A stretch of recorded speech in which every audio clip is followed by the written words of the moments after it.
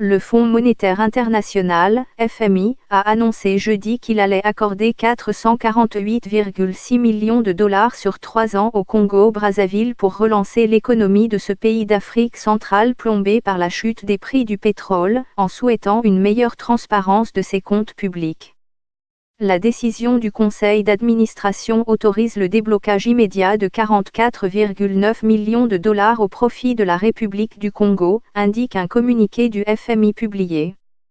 Les négociations avaient été ralenties par le fait que les autorités du Congo-Brazzaville avaient caché une partie de la dette publique du pays.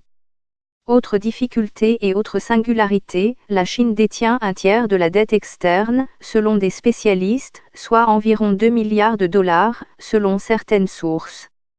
La galère des étudiants boursiers congolais à l'étranger. Le Congo veut mettre fin à l'absentéisme des fonctionnaires. Le programme d'extension des facilités de crédit veut aider Brazzaville à restaurer sa stabilité macroéconomique, en préservant le caractère soutenable de la dette, selon le communiqué du FMI.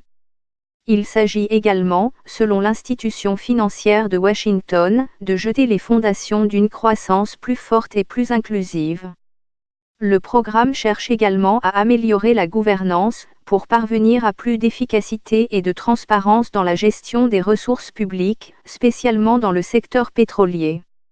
En septembre 2017, une enquête d'une ONG, Public Eye, avait fait état de corruption et de détournement de fonds présumés dans la gestion des ressources pétrolières. L'enquête pointait la responsabilité présumée de proches du président Denis Sassou Nguesso, qui cumule 35 ans au pouvoir. Le FMI avait passé dès 2017 à un accord avec le Gabon voisin, frappé comme le Congo-Brazzaville par la chute des prix du pétrole à partir de 2014.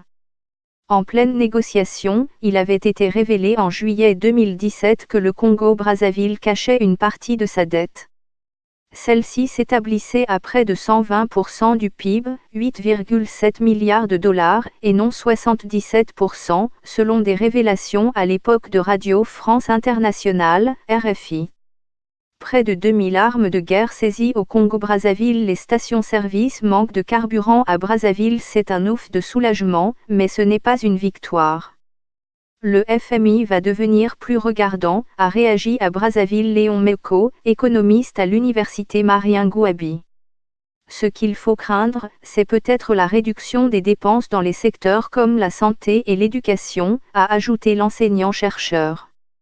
Le fonds a exigé que le Congo assure la pérennité à long terme de la soutenabilité de sa dette comme condition préalable à l'octroi d'un prêt de 3 ans. Le Congo est parvenu à un accord pour restructurer une partie de sa dette chinoise en avril. Selon les termes de l'accord de restructuration, le remboursement de 944 milliards de francs communautés financières africaines seront prolongés de 15 ans. Le Congo doit cependant rembourser un tiers de ce montant d'ici la fin de l'année 2021 et la Chine ne réduira pas le montant dû à titre principal. L'allongement de la maturité de la dette permettra également d'alléger le fardeau de la dette du Congo. Un certain nombre de pays africains confrontés à un très fort endettement résultant des emprunts commerciaux, un boom des émissions d'euro-obligations et des années de prêts chinois sur le continent. Le FMI accepte tacitement que la Chine n'acceptera pas d'allègement de la dette envers les gouvernements africains, a déclaré un banquier, qui a suivi les négociations.